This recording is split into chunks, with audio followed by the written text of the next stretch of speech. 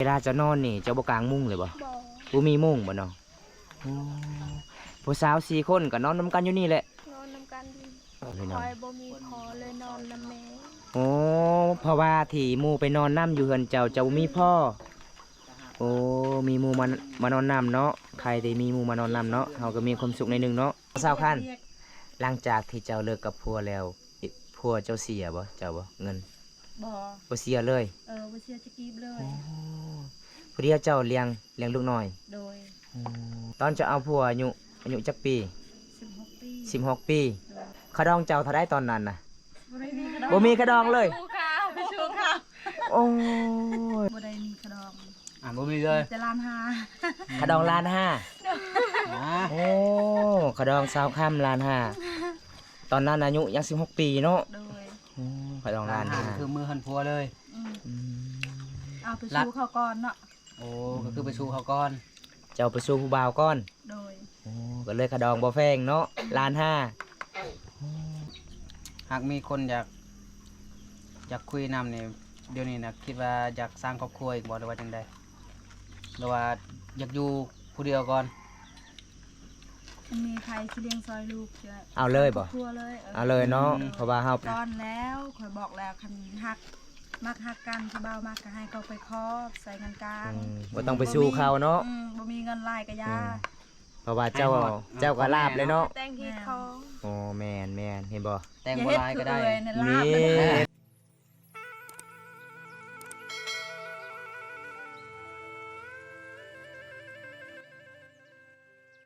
สบายดี กินหยังนี่น่ะ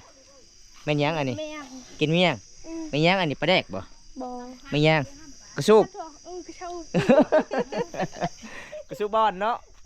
โอ้ยพี่น้องเอ้ยเพิ่นไปคอกระสูบบอนในหมู่บ้านเด้คนรับชมกัน อันนี้ก็จะเป็นเพื่อนของสาวเดือบ่พี่น้องฮักบ่แบบเคสนี้เขาเจ้าก็สิมาตักข้าวเด้ตากข้าวพี่น้องกันแม่นอีหลีเด้พี่น้องเอ้ยเพื่อนของสาวเดือเห็นบ่สังอาซีมันก็สิพังหมดแล้วเพราะว่าเพื่อนสาวเดือก็บ่มีผู้ชายพ่อก็เสียไปแล้วพี่น้องมื้อนี้ผมตาก็สิถามเบิ่งเรื่องราวสาวเดือมันเป็นจังไดมันมาจังไดพี่น้องอีแม่บ่ โดย โอ้สบายดีแม่ สวัสดี นี่ผู้นี้ซื้ออะไรผู้นี้น่ะ ซื้อข้าว หมู่เจ้าบ่ โดย ผู้สาวบ่ เป็น หา เป็นแม่ห้าง เลย โอ้ สวยกันยี่ใจเนาะ ฮะ สวยกันยี่ใจ เออเป็นแม่ห้างก็ยังงามเลยพี่น้องเอ้ยเจ้าเลิกกับผัวดนแล้วบ่น้อง ต้นแล้ว จักปีแล้ว 3 ปี 3 ปีแล้ว โดย โอ้พี่น้องเอ้ยมามื้อนี้ก็บังเอิญได้พอหมู่ของสาวเดือสาวคำสาวเดือหมู่บ้านนี้มีแต่3คนผู้สาวพี่น้องแล้วก็สาวหนึ่งมามื้อนี้บ่เยี่ยมยามมื้อนี้ก็บ่ได้พอสาวหนึ่ง ได้พอแต่สาวเดือกับสาวคำพี่น้องมื้อนี้ก็นั่งเล่นกับน้องๆก่อนพี่น้องเพราะว่ามาเฮือนศาลของสาวเดือกะแบบอันนี้ก็จะเป็นข้าวเด้พระเจ้าก็สิเอาไว้อยู่ในเฮือนในศาลเลยพี่น้องประมาณส่ำนี้พี่น้องเอ้ยพี่น้องเอ้ยบ่มีผู้ชายเลยเฮือนหลังนี้พี่น้องอันนี้ก็คือพระห่มน้องก็ประมาณส่ำนี้พี่น้องอันนี้ก็สังกะสีกระเจ้าก็มันหัวไปแล้วกระเจ้าก็เลยก็สิมาซ่อนไว้เห็นบ่แต่เวลาเพิ่นตกดินอยู่บ่ได้พี่น้อง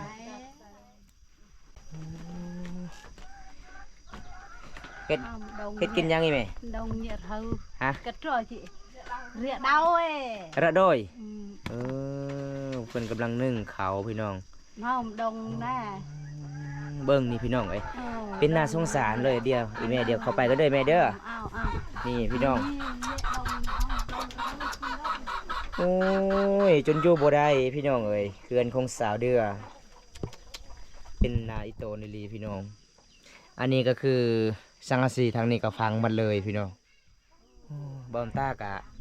ไปตลอดกะบ่ได้อัปเดตวิถีชีวิตสาวเดือเพราะว่าบอมต้ากะเห็นแต่สาวเดือก็เลยหยอกเล่นนั่งสาวเดือสาวเดือก็ใจดีแต่คนก็งามใจดีพี่น้องเพราะว่าอยู่ร่วมกันก็จะเป็นอีเมและก็น้องพี่น้องเอ้ยเพราะว่าหาเงินหาคำก็คือสาวเดือบอลจุดนี้กับบอลจุดที่เขาเจ้าก็สิเฮ็ดกินแต่เฮือนครัวอยู่บ่ได้แล้วพี่น้องโอ้ยคันเฮาไปบ่ได้นี่มันสิตกเลยพี่น้องเอ้ยคันเฮาไปไวๆบ่พี่น้องสังกะสีมันสิพังหมดเลยพี่น้องเวลาฝนตกนี่เป็นจังไดน้องเปียกเลยบ่เฮือนครัวเจ้าเปียกเลยบ่ อยู่นี่ก็เปียก อยู่นี่ก็เปียกบ่ โดยอยู่นอนอยู่บนนอนก็เปียก จะนอนอยู่ไสเวลาจะนอน อ้าวยามเปียกกันนั่งแบบนี้แหละ อ๋ออันนี้แม่นจะนอนบ่นี่บ่ อืม แม่จะนอนอยู่ไสแม่น่ะ นี่ อยู่นี่ ชวนน้องเด้ น้องนอนน้ำแม่ โอ้ เสาเจ้านอนเสาหนึ่งเสาลาดเสาดวงเสาลีเสาตาบ อ้าวผู้สาวหลายบ่บ้านเจ้าบ่ เอาเด็กๆเด็ก เออผู้สาวที่ใหญ่ที่สุดก็คือสาวหนึ่งสาวเจ้าแล้วก็เจ้าสาวล้าน 4 คน โอ้ ผู้นี้นอนเกินเราเอง โอ้พี่น้องเพราะว่าเฮือนของน้องนี่คันฝนตกนี่อยู่บ่ได้เนาะน้องเนาะเพราะว่าเฮือนทางนั้นบ่อนเฮ็ดกินมันสิพังหมดแล้วบ่อืมเจ้าเฮ็ดบ่เป็นบ่น้อง บ่เป็น บ่เป็นบ่บ่มีเงินซื้อชังซี่บ่ ให้อายมาเฮ็ดซอย โอ้เป็นตายต้นเลย ถ้ามี พี่น้ เงิ อง นซื้อสักสีบ่เป็นก็ต้องจำเป็นแล้ว โอ้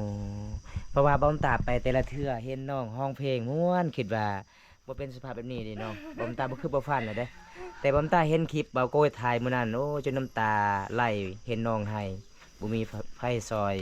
เฮ็ดเฮือนพี่น้องเอ้ยเงินค้ำก็บ่มีหาเงินหาค้ำก็เลยมื้อนี้ก็จัดให้เลยพี่น้องอยากเห็นตัวจริงเลยมันเป็นแท้หรือบ่ก็แม่นแท้เลยเนาะอยู่ทางพุ่นเนาะอยู่บ่ได้เนาะ กันโทนเดียวดอก ใครเวลาเฮ็ดกินข้าวนี่คันถ้าไปไวๆนี่คือสิตกหรือบ่ เอาก็ต้อง ตกเลยบ่โอ้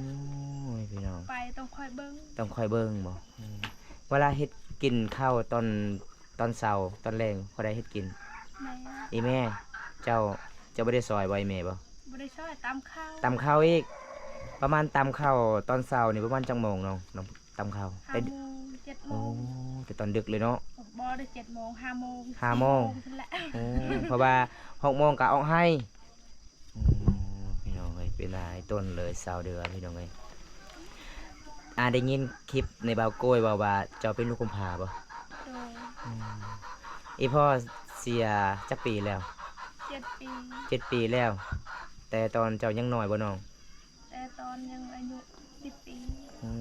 หลังจากที่พ่อเสียแล้วก็บ่มีไผเลยเฮ็ดเฮือนเฮ็ดซ่าน อืม มีที่เจ้าละไปกับอีแม่เฮ็ดเฮือนเฮ็ดซ่านเฮ็ดแฮกับเจ้าบ่อยู่ให้บ่ โดย โอ้ยพี่น้องเอ้ยก็คือเสาหลักเลยพี่น้องเพิ่นแทนอีพ่อได้เพราะว่าอีพ่อก็จากไปแล้ว7 ปีที่แล้วพี่น้องเอ้ยบ่มีไฟเฮ็ดเวียกเฮ็ดงานก็เลยมีที่สาวเดือให้บ่พี่น้องเป็นตาอีต้นเลยพี่น้องเอ้ยเฮือนครัวก็อยู่บ่ได้พี่น้องเอ้ยความพันของน้องอยากได้หยังคันถ้ามีผู้ใหญ่ใจดี อยากได้เฮือน อยากได้เฮือน โดย เพราะว่าเฮือนครัวอยู่บ่ได้เลยเนาะ อืม มันสิพังมันสิเพ่แล้วพี่น้อง ไปเห็นให้เฮ็ดส่วนตลอดได้เลี้ยงลูกเดียว ได้ลูกจักคนเลยน้อง หนึ่ง 1 คน โดย น้องอยู่กับพัวประมาณจักปีแล้ว 2 ปี 2 ปีก็แล้วเลิกกันเลย เอาพัวอยู่บ้านใด บันตะเดียไกลกัน บ้าน อ้าว ตะเลีย เป็นหยังคือเลิกกันเวลาเขตชนบทนี่หลายๆคนเอาพัวแล้วเลิกกันสาเหตุอันใดน้อง อ้าว ฮะ บ่เข้าใจกันก็เลิกกันเนาะ หรือว่าพัวมักไปเล่นบ่ ผัวมักไปเล่นมักไปเที่ยว โอ้ เฮ็ดผู้เดียวก็บ่ไหว้ มีที่เจ้าเฮ็ดให้เฮ็ดส่วนผู้เดียว โดย ก็เลยเลิกกันเนาะ อยู่น้ำพัวกะ อยู่นำพัวก็ทุกข์ อยู่น้ำพัวกะทุกข์ อยู่นำแม่ก็ทุกข์เนาะ อยู่นำพัวคือเก่าแล้วเฮ็ดผู้ ส เดียว บาย เนาะ เป็นแม่ห้างละ อาจจะมาเป็น สบายเป็นแม่ห้างอ่ะ จังใดก็อยู่ผู้เดียวอยู่แล้วเนาะ อยากไปทางใดก็ไปเนาะ ยามดอมจะไปเที่ยวก็ได้ โอ้ เขาบ่ให้ไปไสแม่ เรียกหั่นละ เฮ็ดผู้เดียว บ่ เฮ็ดผู้เดียวได้ สาว เงิน คำ ก็เข้าซื้อเฮาบ่ได้หยังเลย โอ้บ่เศร้าคัน เรียก หลังจากที่เจ้าเลิกกับพัวแล้วพัวเจ้าเสียบ่เจ้าบ่เงิน บ่ บ่เสียเลย บ่เสียจะกีบเลย ผู้เดียวเจ้าเลี้ยงลูกน้อย โดย โอ้ยพี่น้องเป็นตายตัวเลยเนาะ แม่น สาวลาวเขตชนบทบ้านเฮาเป็นแบบนี้พี่น้องหลายๆคนสาเหตุที่เป็นแม่ห้างหลายๆคนอายุยังน้อยนี่พี่น้องก็คือเวลาผัวเอาแล้วผัวมักไปเที่ยวไปเล่นเนาะน้องเนาะแต่เงินในข้ามบ่ให้เจ้าเลยบ่ โดย อืมตอนจะเอาผัวอายุจักปี 16 ปี 16 ปี โดย เอาผัวตีน้อยเนาะเขาดองเจ้าเท่าได้ตอนนั้นน่ะ บ่มีกระดองบ่มีเขาดองเลย ชูข้าว ชูค่ะ โอ้ย คือสวัสดนั่นแหละ โอ้โดยพี่น้องเอ้ย ได้บทเรียนเลยเด้ ไปน้ำพัวเลยบ่ เรียนเอาเลยนะ ชาวาดกับคันอ อยา ยู่ ก ด หน่อน ย กั คน อย ยังดี โอ๊ยตายแล้ว เจ้าก็เช็ดคือกันบ่เวลาสิเอาผัวต้องบอกไอ้พ่อไอ้แม่กันเด้อไอ้แม่อ้ายกันเด้อ อย่างน้อยให้เขาแต่งกันยังดี เออ ได้ เวลาผัวปะกันอีแม่ก็ได้กินหมูกินไก่แน่ คือเช้าค่ำนี่จะไปเลยบ่ ตอนนั้นก็ใจก็ดีเนาะผัวเนาะตอนอยากได้ก็นิสัยก็งามบ่ แม่น บัดเอากันแล้ว เปลี่ยนเลยเนาะนิสัยผัวเนาะ เปลี่ย โอ้ นเลย ยพี่น้องใส่ให้แบบนี้นี่พี่น้องสาวลาวเอาผัวแบบอีพ่อยแม่บ่ฮู้จักเลย ไปนำเลยทึกใจพี่น้องเอ้ยแต่สาวเดือคนสู่ชีวิตพี่น้องความพันของน้องอยากได้เฮือนอยากเฮ็ดเฮือนครัวก็อยู่บ่ได้พี่น้องเอ้ยคันทาลาวเอาผัวแล้วก็บ่มีไผละซอยเวียกอีเมพี่น้องหลังจากที่พ่อเสีย7 ปีที่แล้วพี่น้องสาวเดือเป็นจังไดเฮือนของน้องบ่มีผุบ่น้อง โดย บ่มีขู่บ่ให้เวลาไปตักน้ำนี่ต้องให้ใช้กระตุกนี่บ่ โดย น้ำกินก็อยู่นี่ น้ำใส่ก็อยู่นี่บ่อยู่เฮือนน้องประมาณจักตุกน้อง 4 ตุก 4 ตุกคันทามีขู่น้องสิเอาบ่ เอาละ เอาเนาะโอ้อยากได้แฮงเนาะขู่เนาะก็ว่าบ้านเฮากะนอกกับตัวเมืองเนาะน้องเนาะมีแต่กระตุกใส่น้ำเวลาไปตักพี่น้องเอ้ยมาเยี่ยมมายามเพิ่นเป็นนาสงสารเนี่ยพี่น้องเพราะว่าเฮือนสาวเดือกะสาวรักก็คือสาวเดือละหาเงินหาคำเลี้ยงน้องแล้วก็เลี้ยงอีเมพี่น้องตอนนี้น้องเพิ่นกำลังสิกินข้าวปุ้นเลยบ่มีอาหารพี่น้องมาเยี่ยมมายามเพิ่นเฮือนสารเพิ่นกะเบิ่งนี่พี่น้องโอ้ยพี่น้องเอ้ยเฮือนมีแต่ผู้หญิงบ่มีผู้ชายล่ะพี่น้องเห็นบ่มันสิพังมาเลยพี่น้องเอ้ยอยู่เฮือนพุ่นกะอยู่บ่ได้แล้วพี่น้องเพิ่นครัวมามื้อนี้กะเพิ่นกะรับตอนเป็นอย่างดีเด้มีมักแต้งเพิ่นเอามาแต่ให้ที่สวนเพราะว่าช่วงนี้เขตชนบทสาวลาวสุมเผารูตรีเขาเจ้ากะเอาเก็บมักแตงอยู่ในให้ในสวนพี่น้อง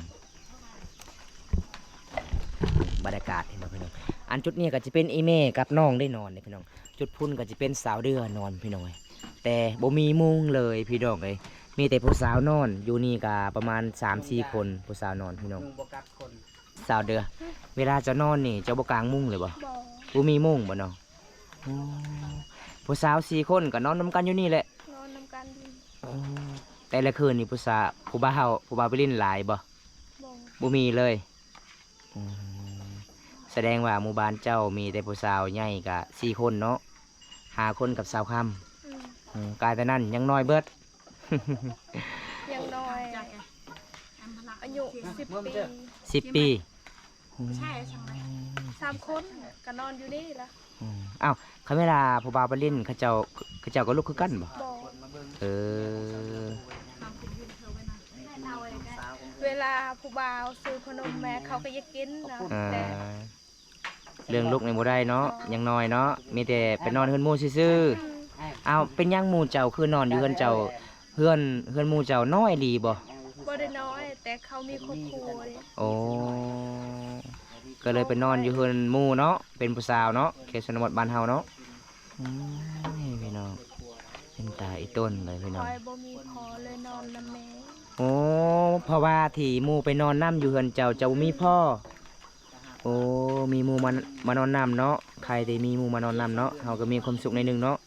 แต่บอมตาเห็นคลิปเจ้ามื้อนั้นโอ้เจ้าให้เป็นตาอีต้นเลยสาเหตุใดน้องที่น้องให้มื้อนั้นสาเหตุในใดน้องคิดว่าในใดคิดฮอดอีพ่อบ่ อ๋อคิดฮอดไอ้พ่อเนาะเป็นจั่งใดชีวิตเฮาไอ้พ่อกับบ่มีเนาะมีแต่เฮาซอยเฮ็ดเวียกพี่น้องเฮ็ดให้เฮ็ดสวนเฮ็ดแฮวพี่น้องเอ้ยเพื่อนครัวก็อยู่บ่ได้ก็เลยให้บ่น้องอืมพี่น้องเอ้ยเป็นตายต้นพี่น้องนี่ก็เป็นตายต้นอะไรพี่น้องปกติผมตามมาเยี่ยมมายามกับบ่ได้ถามเรื่องราวได้แต่เห็นคลิปเบาโกยถ่ายมื้อนั้นเป็นตายต้นแห้งเลยพี่น้องเห็นน้องเดือไหพี่น้องกินหอดอีพอบ่มีไผเลยเพราะว่าเฮือนซานอยู่มันก็สิพังหมดแล้วพี่น้องทางเฮือนครัวนี่คันเฮาไปแห้งนี่สิตกแห้งเลยบ่ตกเลยเนาะ ตก เพหมดแล้วพี่น้องเฮือนครัวก็สิล่มแล้วพี่น้องเอ้ยกินตายต้นพี่น้อง โดย ออนไลน์เนาะ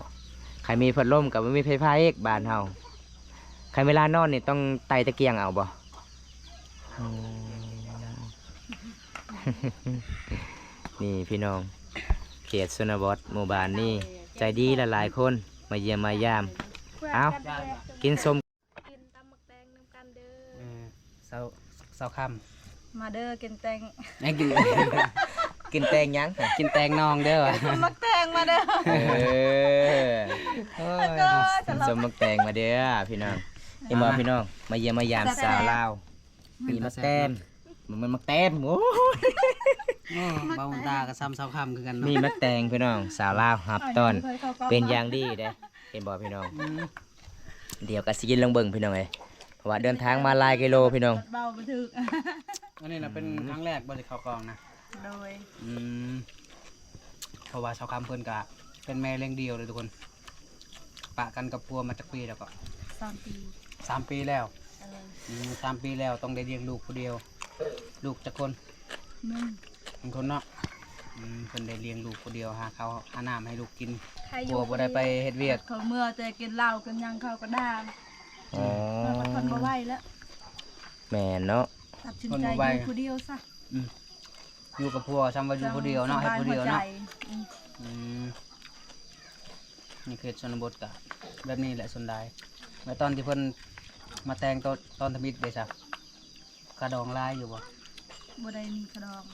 บ่มีเลย จะล้านหา ขะดองล้านห้า อ่า โอ้ขะดองสาวค่ำล้านห้าตอนนั้นอายุยัง16 ปีเนาะ โดย โอ้ขะดอง ร้า ล้าน น อาหา ห้าร คือมือหันพัวเลย อืม อืม เอาไปสู้เขาก่อนเนาะ โอ้ก็คือไปสู่เขาก่อน เจ้าไปสู่ผู้บ่าวก่อน โดย โอ้ก็เลยขะดองบ่แพงเนาะล้านห้าโอ้ยพี่น้อง ร้านหากระตก ถ้าเป็นเงินไทยก็ตกอยู่ประมาณ 2,000 กว่าบาท 2,000 กว่าบาท เนาะ แม่ 1,500 2,000 2,000 กว่าฮะ2,000 กว่า อืม 2,200ประมาณเท่านั้นแหละ แม่น 2,300โอ้ยพี่น้องเป็น เขา ตาย ลอง ต้น ถือ เลย เนาะเราไปอยู่เฮือนพัวได้ลูกคนหนึงแล้วกะพัวกะขี้ข้านเนาะเว้าง่ายๆเนาะ อืม บ่ได้เฮ็ดเวียกเฮ็ดงานกินเหล้ากินเบียร์ แม่น มาจากกินเหล้ากินเบียร์แล้วก็ด่าลูกเมียตีลูกเมีย แม่น ก็ลย เพราะว่าขะดองล้านห้ากับยาเนาะคะแนนว่าหักเดียวจะเดียวกับพ่อเนาะน้องเนาะ อืม ตัดสินใจมาอยู่ผู้เดียว พี่น้อง ดีกว่าเนาะเฮ็ดผู้เดียวก็ยาแหละอยู่กับลูกแล้วก็แล้ว แม่นพี่น้องมีอยากคนอยากคุยก็คุยได้บ่ ได้ เปิดใจบ่ตัวนี้ โคตรใจ เปิดใจเนาะ ถ้าสมมุติว่าแบบหากมีคนอยากคุยนำเนี่ยเดี๋ยวนี้นะคิดว่าอยากสร้างครอบครัวอีกบ่หรือว่าจังใดหรือว่าอยากอยู่ผู้เดียวก่อน มันมีใครที่เลี้ยงซอยลูกจะ เอาเลยบ่ ครอบครัวเลย เอาเลยเนาะเพราะว่าเฮาเป็นผู้หญิงหาเงินทางคำบ่เก่งเนาะน้องเนาะ โดย ถ้าเป็นแบบคนแบบต่างประเทศเด้สิแบบถ้าเขามักนะไปอยู่บ้านเขานะได้บ่หรือว่าให้เขามาอยู่บ้านเฮาดีกว่า ให้เขามาอยู่บ้านเฮาดีกว่า อ๋อ ทุกอย่างก็ยามมาอยู่บ้านเฮาดีกว่าเนาะ โด เอย อ อืม คันถ้าผัวอยู่บ่ได้ผัวให้เมื่อเฮินผัวก็เมื่อบ่ บ่แล้ว เป็นหยังคือบ่ บ่แล้วนี่นี่ตัดสินใจแล้วเป็นมาหางลาบแล้ว อ๋อ ก็คือแบบมีประสบการณ์แล้วเด้ บ้านเฮาทุกกะย่าเนาะมีหยังก็กินนํกันเนาะ อืม คันถ้าฮักเฮาแท้เนาะโอ้ ก่อนนะ ซ่อนแล้วคอยบอกแล้วคันฮักมักฮักกันที่เบามากก็ให้เขาไปครอบใส่เงินกลาง บ่ต้องไปสู้เขาเนาะ บ่มีเงินลายก็ยา เพราะว่าเจ้าก็ลาบเลยเนาะ แต่งที่ท้อง โอ้แม่นเห็นบ่ แต่ง อย่า โบ เฮ็ด ราณ คื ก็ อ ได้ เอ่ยในลา นี่ บ เห็นบ่ เป็นว่าจะเฮ็ดคือเอื่อยเด้อมือหน้าเด้อ เอ่ยนี่เป็นคนซัวเอง แม่น อืม เอื่อยแล้วไปสู้ผู้บ่าวบัดขะดองล้านห้าพัวกระปะอีกเห็นบ่ ได้ลูกเงินก็เลี้ยงผู้เดียว แม่น ลำบากหมดเท่านั้นแหละ แม่น อืม จำไว้เด้อสาว ลาบ เดือ จน เด้อ มาฮอดซุมื้อนี้เนาะ อืม ลาบเลย ได้ยินบ่สาวเดือจำได้บ่คำนี้ โดย จำได้เนาะถ้ามีคนมักหักเฮาให้เขาไปคอโลดเห็นบ่นี่พี่น้อง สาวคำกับสิสอนหมู่คู่เด้เป็นจะได้สาวเดือแซ่บหลายบ่แซ่บแล้วเนาะมักแตง5กะออกใหม่เนาะ นี่พี่น้องมักแตง5ก็เป็นใหม่พี่น้องเอ้ยแซ่บหลายเด้อมื้อนี้ก็มีกุซุปบอลอีกเพิ่นมาใส่บ่มีปลาแดกพี่น้องกินแบบบ้านๆแล้วก็ใส่เกลือปิ้งนัวเด้อเพราะว่าเพื่อนสารเพิ่นกับประมาณส่วนนี้พี่น้องมื้อนี้ก็ยินยาม2สาวใจดีหลายคนเลยพี่น้องเขตนี้เด้อเป็นหมู่บ้านพี่นอกกับตัวเมืองหมู่บ้านลึกลับพี่น้องเอ้ยไฟฟ้าบ่มีพี่น้องหมู่บ้านนี้มาเยี่ยมมายามก็ใจดีหลายๆคนพี่น้อง อันนี้ก็คือน้ำตุกน้ำที่กระเจ้าก็จะมาซื้ออยู่ในเมืองเด้น้ำใสก็อยู่นี่น้ำกินก็อยู่นี่พี่น้องหมู่บ้านน้องก็บ่มีขุแบบเขตนี้กระเจ้าก็มันไกลที่สุดกับตัวเมืองก็เลยบ่มีขุใสพี่น้องก็เลยเอากระตุกสิมาใส่น้ำพี่น้องเอ้ยเอายังกินต่ออีกบ่ คิดว่าสิกินต่ออีกโอ้ยเจ็บท้องเข้าปลาตลอดเลย